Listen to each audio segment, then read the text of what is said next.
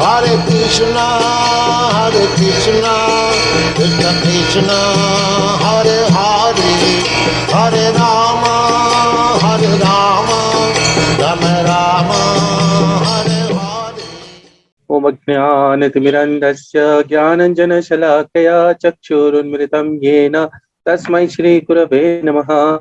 नमः ओं विष्णुपदाय कृष्णप्रेष्ठाय भूतले श्रीमते भक्तिवेदान्तस्वामीति नामिने।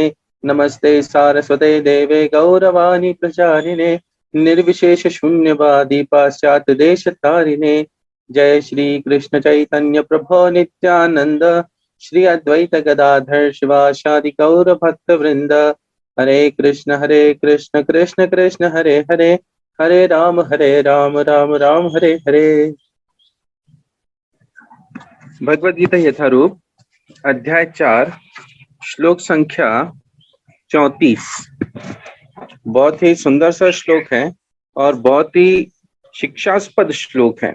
इस श्लोक से हमें बहुत कुछ सीखने को मिलेगा और सीधी सीधी भाषा में भगवान हमें कुछ सिखाने का इस श्लोक में प्रयत्न कर रहे हैं। तद्विद्धि प्रणिपातेन परिप्रश्नेन सेवया उपाध्यक्षन्ति ते ज्ञानम ज्ञानिनस्तत्त्वदर्शिनः। तुम गुरु के पास जाकर सत्य को जानने का प्रयास करो, उनसे विनीत होकर जिज्ञासा करो और उनकी सेवा करो। स्वरूप सिद्ध व्यक्ति तुम्हें ज्ञान प्रदान कर सकते हैं क्योंकि उन्होंने सत्य का दर्शन किया है। हमें भगवान के प्रति अग्रसर करने के लिए हमें बहुत आवश्यकता है कि हम किसी गुरु की शरणागति करें। हमने गीता के चौथे अध्याय के पहले एवं दूसरे श्लोक में यह बात समझी थी। इसके आगे भगवान हमें बता रहे हैं कि हमें किस प्रकार से किसी गुरु के पास में जाकर के उनसे शिक्षा ग्रहण करनी चाहिए। उसके लिए हमें क्या कुछ नियमावली पालन करनी चाहिए। सबसे पहले भगवान बता रहे हैं तत्विद्धि प्रणिपातेन। प्रणिपात का अर्थ क्या होता है? प्रणिपात का अर्थ होता है कि स्वयं से उस जिस पर्सनालिटी के आगे आप जा रहे हैं उसको आप प्रणाम करें। प्रणाम करें अर्थात हम उनको सबसे पहले आदर प्रदान करें। और परिप्रश्नेन सेवया, एकदम बहुत ही निम्न तौर पर रह करके, जिज्ञासु तौर पर रह करके, स्वयं को निम्न मान करके यदि हम प्रश्न करते हैं और यदि हम उनकी सेवा करते हैं, तब वे ज्ञानी पुरुष जिन्होंने स्वयं ने तत्व का दर्शन किया हुआ है वो व्यक्ति हमें उपदेश दे पाते हैं। यदि हम जाकर के सबसे पहले ही किसी तर्क भेद में या बहस करने की इच्छा से या उंगली उठाते हुए हम सामने वाले के सामने प्रश्न फेंकेंगे तो वह व्यक्ति हमें कभी भी भगवान के प्रति अग्रसर नहीं कर पाएगा, हमें कभी भी तत्व का दर्शन नहीं करवा पाएगा। बहुत आवश्यकता है कि हम पहले स्वयं हम्बल बन के रहें और फिर सामने वाले से प्रश्न करें। ऐसा नहीं कि सीधे उंगली घुसाते हुए सामने वाले से प्रश्न करें कि आप बताओ इसका जवाब क्योंकि हमने पूछा है। नहीं, ये तरीका गलत होता है। जब हम किसी को उंगली दिखाते हैं और इस प्रकार से प्रश्न करते हैं तो सामने वाला व्यक्ति ये बात समझ जाता है कि जो प्रश्न किया गया है वो जिज्ञासा तौर पर नहीं है, अभी तो बहस के तौर पर है। यदि कोई व्यक्ति हमारे सामने बहस करने के लिए आता है, मान लीजिए, तो नारद मुनि हमारे आचार्य हैं, वो हमें शिक्षा देते हैं कि ऐसे स्थान से सबसे पहले निकल जाना चाहिए और स्वयं की हार मान लेनी चाहिए। ऐसा क्यों? क्योंकि बहस करने के अंदर ना वक्ता का कुछ फायदा होता है ना श्रोता का कुछ फायदा होता है। दोनों ही केवल तर्क वितर्क की बात करते हुए एक दूसरे से लड़ते हुए रह जाते हैं, भला किसी का नहीं होता है। जैसे हम पहले के काल में देखते हैं कि शास्त्रार्थ हुआ करते थे। शास्त्रार्थ का मुख्य कारण ये था या मुख्य उसके पीछे का रहस्य ये था कि जब कोई व्यक्ति शास्त्रार्थ करते थे तो उस समय के लिए जो कहने वाले हैं और जो सुनने वाले हैं दोनों ही शास्त्रों के माध्यम से एक दूसरे को तर्क वितर्क दे रहे हैं और दोनों को ही उससे फायदा होता था। और केवल वही नहीं, अपितु जो समाज बैठा है सुनने के लिए, सुनने वाला समाज भी उससे बहुत लाभान्वित होता था कि शास्त्र क्या कहता है और हमें किस प्रकार से गाइड कर रहा है। आज के युग के अंदर हम इस प्रकार के शास्त्रार्थ को बहुत कम ही देख पाते हैं। क्योंकि व्यक्ति में स्वयं को एक तो ज्ञान नहीं और ऊपर से यदि ज्ञान है तो केवल अपने आप को श्रेष्ठ बताने की प्रयास किया जा रहा है, इससे अतिरिक्त और कुछ नहीं होता। परंतु गीता का यह श्लोक हमें बताता है कि यदि आपको जिज्ञासा करनी है तो आप किसी तत्ववेत्ता अर्थात ज्ञानी के पास में जा करके उससे पहले दंडवत दीजिए, उससे प्रणाम कीजिए, उससे अनुरोध कीजिए कि वो आपके अज्ञान को दूर करे और उससे जाकर के आप शिक्षा ग्रहण कीजिए। जैसा हम मंगलाचरण के पहले श्लोक में कहते हैं, ओम अज्ञानति मिरंधस्य ज्ञानंजन शलाकया। इस प्रकार से हम सामने जो ज्ञानी पुरुष बैठे हैं जिन्हें हम गुरु स्वरूप में स्वीकार कर सकते हैं, हम उनसे अनुरोध कर रहे हैं कि आप हमारे अज्ञान को दूर कीजिए। हम कभी भी सामने वाले को सीधे जाकर के बहस करेंगे तो उससे हमें लाभ नहीं होगा। तुम गुरु के पास जाकर सत्य को जानने का प्रयास करो, उनसे विनित होकर जिज्ञासा करो। विनित होना बहुत आवश्यक है। और उनकी सेवा करो। सेवा का अपने आप में एक बहुत महत्व होता है। भगवान स्वयं की बात कहते हैं, जब हम चैतन्य चरितामृत में भी और समझते हैं तो वहां पर ये बताया जाता है कि हम भगवान की सेवा जितनी करते हैं उससे कई अधिक भगवान प्रसन्न होते हैं जब हम भगवान के भक्त की सेवा करते हैं। इसलिए हमें बहुत आवश्यक है कि जो व्यक्ति हमें ज्ञान प्रदान कर सकते हैं हम उनकी सेवा करें। सेवा करने से केवल भगवान ही प्रसन्न नहीं होते, अभी तो हम जिनकी सेवा कर रहे हैं वे हमें ज्ञान प्रदान करते हैं आनंद से। और इसी प्रकार से जब हम गुरु के पास में शरण ग्रहण करते हैं, गुरु की सेवा करते हैं, तो गुरु हमारे हृदय में ये ज्ञान अपने आप प्रज्वलित करते हैं। ये स्थान गुरु का बहुत महत्व का होता है। उनसे विनीत होकर जिज्ञासा करो और उनकी सेवा करो। स्वरूप सिद्ध व्यक्ति तुम्हें ज्ञान प्रदान कर सकते हैं क्योंकि उन्होंने सत्य का दर्शन किया है। बहुत आवश्यक है कि सबसे पहले व्यक्ति जिनसे हम सरेंडर कर रहे हैं उन्होंने स्वयं ने सत्य का दर्शन किया हुआ हो, जो स्वयं ये कह सके कि गीता का रहस्य क्या है, स्वयं ये बता सके गीता का महात्म्य क्या है और गीता में मुख्यतः भगवान हमें किस प्रकार का ज्ञान प्रदान कर रहे हैं।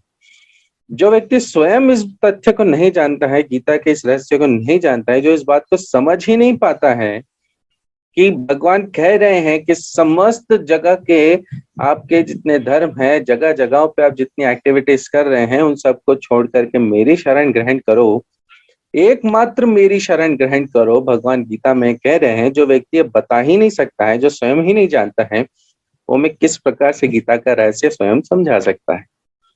इसका अर्थ तो केवल यही होता है कि गीता का रहस्य उसने भी नहीं जाना है। प्रभुपाद जी के शिष्य हैं परम पूज्य राधानाथ स्वामी महाराज। वह अपने जीवन का एक बहुत सुंदर सा एक किस्सा बताते हैं कि जब वे अमेरिका से पूरे विश्व भर में आध्यात्मिक ज्ञान की खोज में निकले थे, तब वे सबसे पहले यूएस से लंदन आए थे, इंग्लैंड आए थे, इंग्लैंड से उन्होंने यूरोप आए, इंग्लैंड से होते हुए भारत देश तक उन्होंने पूरी पद यात्रा करी है। पद यात्रा का अर्थ है उन्होंने पैदल तो नहीं अपितु रास्ते से होते हुए यात्रा करी है। मुख्यतः लंदन से पहले यूरोप आए, यूरोप से फिर मिडिल ईस्ट में गए जहां पर अरब वाली कंट्रीज आती हैं, जहां पर मुख्यतः मुस्लिम धर्म माना जाता है, इस्लाम धर्म माना जाता है, और वहां से वह होते हुए भारत देश आए। बहुत सुंदर सा उनका खुद का एक वाक्य है। जब वह भारत में आने के बाद में किसी एक संघ के साथ में जुड़े थे और आध्यात्मिक प्रयास करने लगे थे, तब वो जिनके साथ में जुड़े थे वह स्वयं ब्रह्मवादी थे। ब्रह्मवादी का अर्थ है कि भगवान के स्वरूप को नकारते हुए एक ज्योति या एक प्रकाश के प्रति स्वयं को अग्रसर करने के प्रयत्न में थे। और वो ब्रह्मवादी होकर के बैठ करके खूब देर ध्यान लगाया करते थे और इस प्रकार से उनके दिनचर्या में लंबा प्रयास हुआ करता था। महाराज ने भी वहां पर कुछ समय रह करके प्रयत्न किया था कि वो किसी प्रकार से इस प्रोसेस से जोड़ करके आगे बढ़ सकें। वहां पर इस प्रयत्न में उन्हें कई बार ऐसा मिलता था कि जो लोग सुबह बैठ करके ध्यान की साधना करने में लगे हैं सो रहे हैं, बैठे बैठे सो रहे हैं, कुछ तो गिर पड़ते थे। और इसी प्रकार से आगे बढ़ते हुए जहां जहां पर उन्होंने प्रयत्न किया वहां पर उन्हें दिखता लगा कि ब्रह्मवादी लोगों में अपने आप में ही बहस बहुत है, अपने आप में ही कंपटीशन बहुत है, अपने आप में विवाद बहुत ज्यादा करते हैं, स्थिर नहीं रहते हैं। और एक जगह पर जाकर के उन्होंने निश्चय किया कि नहीं, जो इस मार्ग के लिए मैं भारत देश में आया हूँ ये वो मार्ग नहीं है। उन्होंने यह मार्ग छोड़ करके भगवान की योजना के अनुसार प्रभुपाद जी से जाकर के मिले थे। प्रभुपाद जी का पांडाल प्रोग्राम था जुहू में। तब एक बहुत बड़े से मैदान पर, शायद उसका नाम आजाद मैदान है, या नहीं, शिवाजी पार्क। वहां पर बड़े से मैदान पर खूब बड़ा सा टेंट लगाया गया था। एक बड़े से गुब्बारे पे हरे कृष्णा लिखा हुआ था, जिससे कि लोग देख सकें। और वहां पर प्रभुपाद जी का प्रवचन होने वाला था, जिसमें लाखों लोगों की संख्या एकत्रित हुई थी। तब राधानाथ महाराज सड़क पर भटकते, उन्होंने दूर से वो गुब्बारा देखा था और उस गुब्बारे को देखते हुए वहां पर जिज्ञासा करते हुए वहां पहुंचे। और सबसे 1 लाख की जो भीड़ वहां बैठी थी उसमें सबसे पीछे जाकर के बैठे थे, क्योंकि वे सबसे आखिरी में पहुंचे थे। तब प्रभुपाद जी के जो शिष्य थे, जो स्वयं पाश्चात्य जगत के शरीर वाले थे, वहां पर संकीर्तन कर चुके थे और प्रभुपाद जी आ ही रहे थे। प्रभुपाद जी वहां पर स्टेज पर आए, उन्होंने अपने व्यास आसन पर स्थान ग्रहण किया और संकीर्तन तब भी चल रहा था। और तब उन्होंने केवल ऐसी एक नजर फेरी, और उस नजर फेरने के बाद में उन्होंने वो 1 लाख की संख्या पे ऐसी नजर फेर के अपने एक असिस्टेंट को बुलाया और केवल इशारा करते हुए कुछ कहा कि उस फलाने व्यक्ति को लेके आओ। वो जो प्रभुपाद जी के शिष्य थे वो तुरंत वहां पर 1 लाख की भीड़ के सबसे पीछे कोने में जाकर के राधानाथ महाराज जहाँ बैठे थे उनका हाथ पकड़ करके प्रभुपाद जी के पास में लेके आए। तब जाकर के प्रभुपाद जी से राधानाथ महाराज का मिलन हुआ। धीरे धीरे करते हुए महाराज ने फिलॉसफी पढ़ना स्टार्ट किया। और फिर जब एक दिन आया जब वे कृष्ण कॉन्शियसनेस, कृष्ण भावनामृत पूरी तरीके से ज्वाइन कर चुके थे, तब एक किचन में बैठ करके वे सेवा कर रहे थे। और उनके पास में जो व्यक्ति सेवा कर रहा था वो कौन था? वो उस ब्रह्मवादी संघ का लीडर था।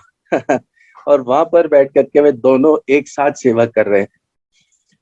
इसको देख करके दोनों में ही झिझक नहीं हुई, अभी तो दोनों ने ही एक दूसरे को देख करके एक बहुत प्रेमवत स्माइल दी, प्रसन्नता का एक एक एक प्रकार का व्यवहार भेंट किया, जिससे हमें ये सीधी बात समझ में आती है कि जो व्यक्ति जब कृष्ण भावनामृत में आते हैं और वास्तविकता में एक प्रामाणिक गुरु के अधीन होकर के स्वयं को आध्यात्मिक प्रयास में लगाते हैं, ऐसे व्यक्ति आपस में अपने आप से प्रेमवत जुड़ जाते हैं।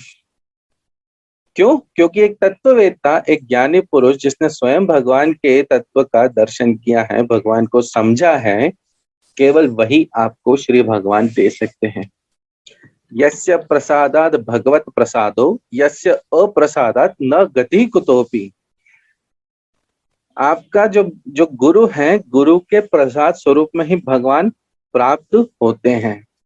और यदि आपका अप्रसादात अर्थात अगर आपके ऊपर गुरु की मर्सी नहीं है, गुरु की कृपा नहीं है, न गति कुतोपि, आपको गलती से भी गति प्राप्त नहीं हो सकती। यह शास्त्र हमें बताता है कि एक प्रामाणिक गुरु के अधीन होकर के भगवान हमें आसानी से प्राप्त हो सकते हैं। हमें करना क्या है? केवल और केवल एक प्रामाणिक गुरु के आज्ञा का पालन करना है। तात्पर्य, निस्संदेह आत्म साक्षात्कार का मार्ग कठिन है, अतः भगवान का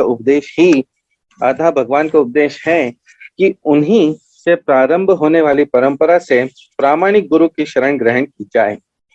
जो गुरु परंपरा भगवान से प्रारंभ नहीं होती है वो एक प्रामाणिक गुरु परंपरा नहीं है। इस परंपरा के सिद्धांत का पालन किए बिना कोई प्रामाणिक गुरु नहीं बन सकता। और यदि कोई व्यक्ति स्वयं को गुरु स्वरूप में स्थापित कर रहा है, स्वयं को बता रहा है कि मैं गुरु हूं, परंतु उनकी श्रृंखला भगवान से चालू नहीं होती है, तो वह व्यक्ति प्रामाणिक नहीं है। भगवान आदि गुरु हैं, अतः गुरु परंपरा का ही व्यक्ति अपने शिष्य को भगवान का संदेश प्रदान कर सकता है। कोई अपनी निजी विधि का निर्माण करके स्वरूप सिद्ध नहीं बन सकता, जैसा कि आजकल के मूर्ख पाखंडी करने लगते हैं।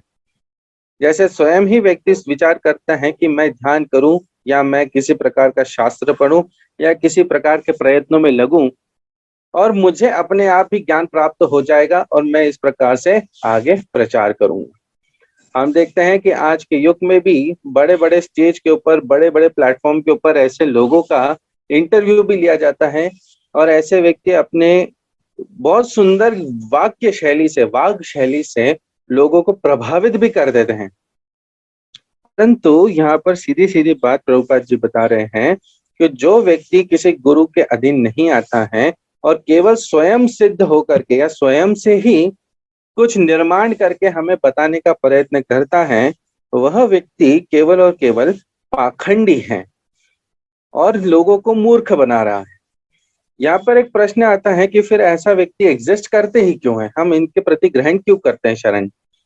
इसका उत्तर यह आता है कि जिस व्यक्ति को आध्यात्मिक चेतना के विकास में, आध्यात्मिक प्रयास में शॉर्टकट चाहिए या कुछ ऐसा चाहिए कि जिसमें नियमावली ना लगे, नियम प्रणाली ना लगे, हमें जैसा जीवन है, जैसे जीना है वैसे जीते जाए और जैसे तैसे करके हमें मुक्ति प्राप्त हो, तो ऐसे व्यक्तियों के प्रति जो स्वयं सिंसियरली, जो स्वयं पूरी तरीके से, पूरे मन से, पूरी इच्छा से शरण ग्रहण नहीं करना चाहते हैं, कहीं से तो भी तुक्के मार के या कहीं से तो भी शॉर्टकट से या किसी टेढ़ी उंगली से जो घी निकलता है उस तरीके से, जो सही मार्ग है स्वयं उस कष्ट को झेले बिना आध्यात्मिक प्रगति करना चाहते हैं, ऐसे व्यक्तियों के लिए पाखंडी लोग इस विश्व में एग्जिस्ट करते हैं। केवल आपके लिए एक प्रश्न छोड़ता हूं कि क्या आप वास्तविक आध्यात्मिक चेतना का प्रयास करना चाहते हैं अथवा नहीं चाहते हैं। यदि वास्तविकता में हम चाहते हैं कि हमारा एक सही मार्ग से मिलन हो, एक सही तरीके से हम भगवान के प्रति अग्रसर हों, तो भगवान से प्रार्थना कीजिए कि आपको इस प्रकार के गुरु से भेंट हो, आपको कोई व्यक्ति इस प्रकार का मिले जो आपको वास्तविक कृष्ण भावनामृत दे सके। जो व्यक्ति स्वयं ही चाहता है कि कैसे भी करके छोटे मोटे स्टाइल से, जैसे आपको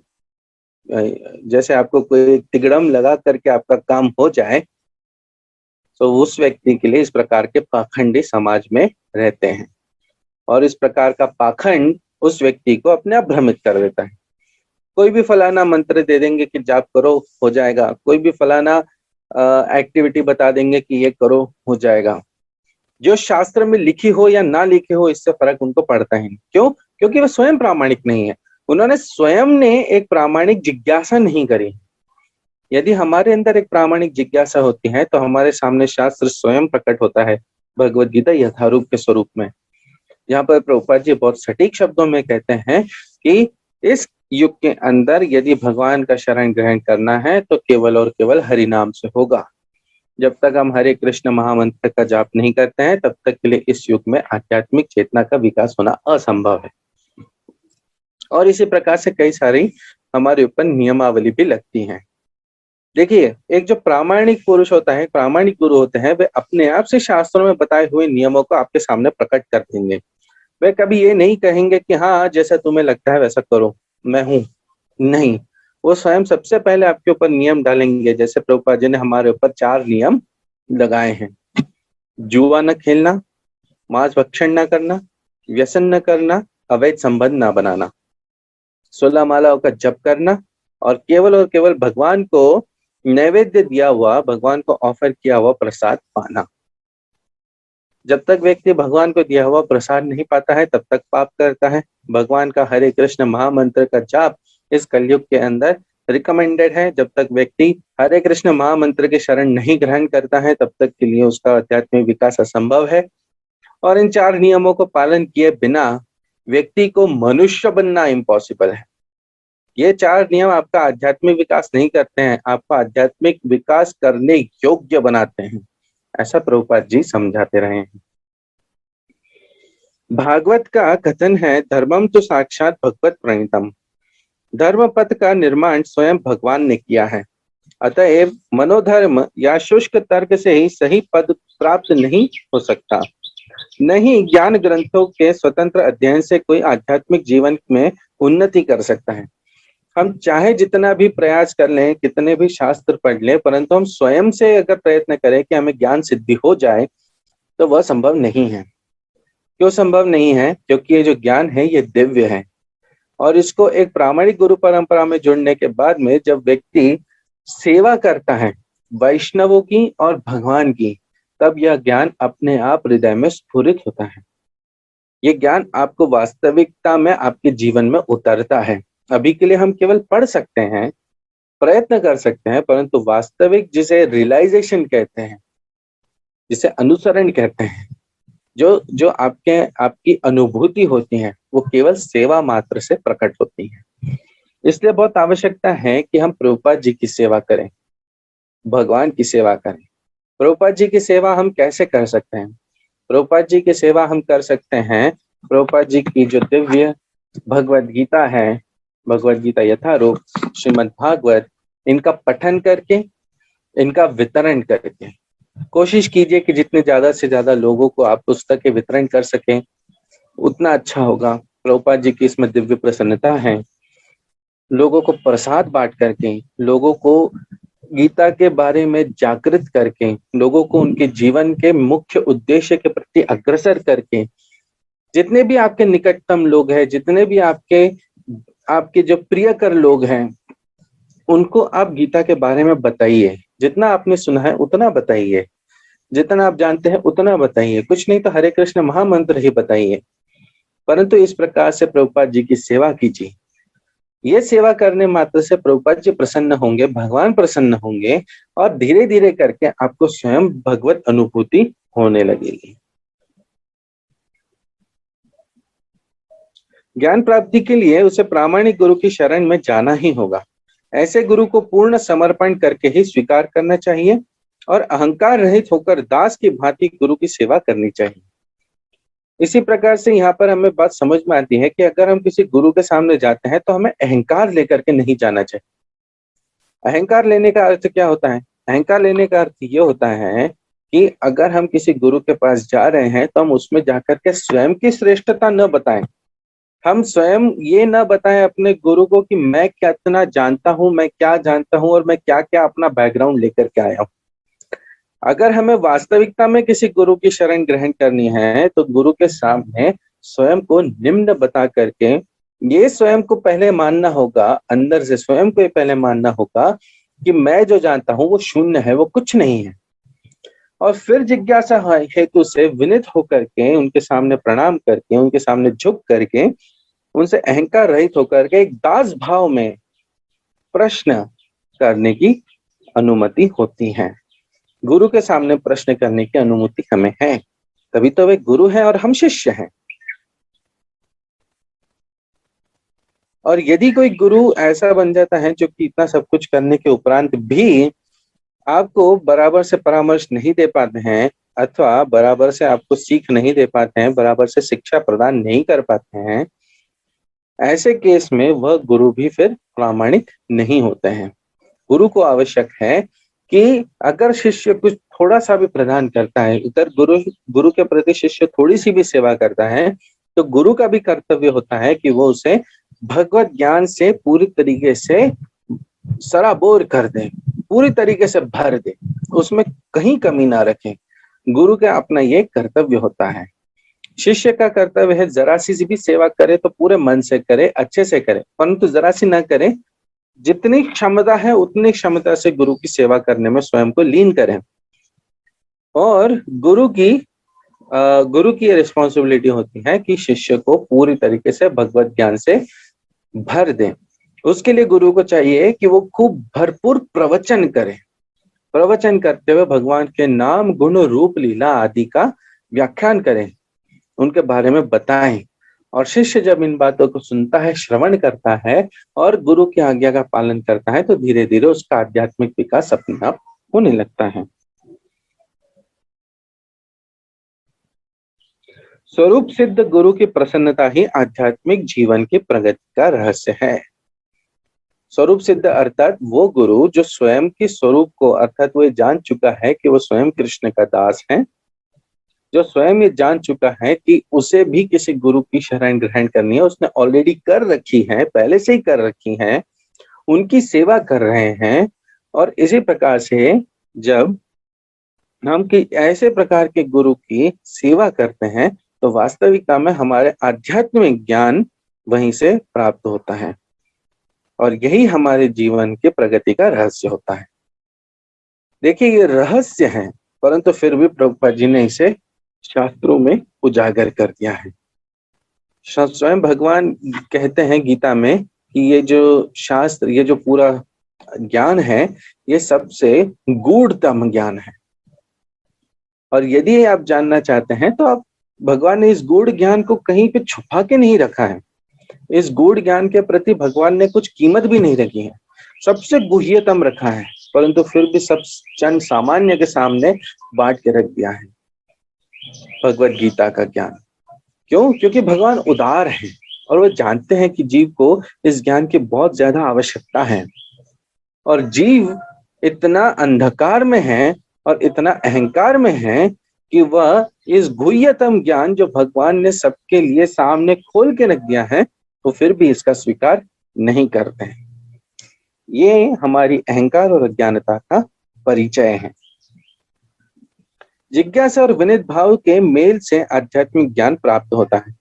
बिना विनित भाव तथा सेवा के विद्वान गुरु से की गई जिज्ञासाएं प्रभाव पूर्ण नहीं होगी।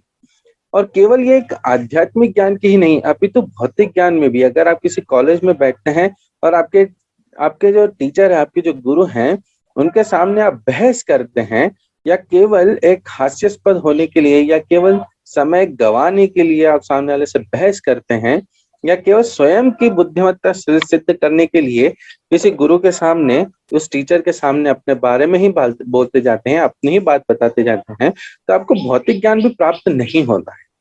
तो आध्यात्मिक ज्ञान तो इससे कई गुना परे है। जो भौतिक ज्ञान तो भी आपको पुस्तकों से पढ़ के मिल जाएगा, परंतु आध्यात्मिक ज्ञान तो अनुभूति का विषय है। शिष्य को गुरु परीक्षा में उत्तीर्ण होना चाहिए, और जब गुरु शिष्य में वास्तविक इच्छा देखता है तो स्वतः ही शिष्य को आध्यात्मिक ज्ञान का आशीर्वाद देता है। यहाँ पर बात समझ में आती है कि जब शिष्य एक प्रामाणिक शिष्य बन जाता है और गुरु देख लेता है कि हाँ, ये शिष्य वास्तविकता में एक प्रामाणिक शिष्य है, एक योग्य शिष्य है, तब गुरु स्वयं उस व्यक्ति में, उस शिष्य में इस आध्यात्मिक ज्ञान को प्रज्वलित करते हैं। इस श्लोक में अंधानुगमन तथा निरर्थक जिज्ञासा, इन दोनों की भर्त्सना की गई है।